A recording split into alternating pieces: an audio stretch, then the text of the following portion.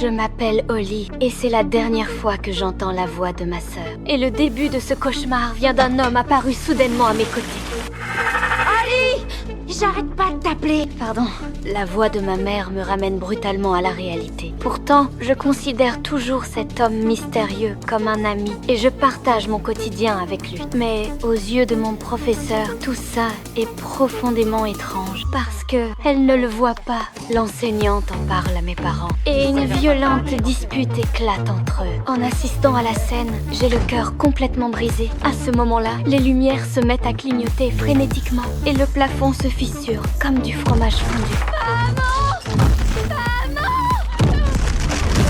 Une créature monstrueuse se glisse hors de la fissure à cet instant précis. Bordel! Personne ne réalise le danger dans lequel je me trouve. Quand je reprends conscience, je suis allongée dans la maison de cet homme mystérieux. Henry me sourit doucement. La seule chose qui les réconforterait, c'est de te savoir en lieu sûr, avec moi, à l'abri des monstres. J'essaie de croire que cet endroit est un paradis, mais mon malaise ne fait que grandir. Henry me donne toute la maison, mais il n'a qu'une seule exigence. Tu ne dois jamais, et en aucun cas t'aventurer jusque dans les bois, c'est bien clair. Tu es de loin la plus brillante. J'ai l'impression d'être observée à chaque instant.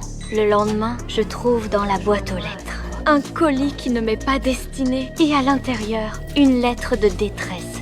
Est-ce un piège ou une épreuve? En observant la carte, une force nouvelle naît au fond de moi. Alors je m'enfonce dans cette forêt sombre. Mais à mon arrivée, ce qui m'attend, c'est une silhouette inquiétante. Je trébuche dans la forêt. Je tombe, je me relève, armée d'une branche, essayant de survivre. Mais elle finit par me rattraper. Et ce qui me choque encore plus, c'est que cette personne est Max.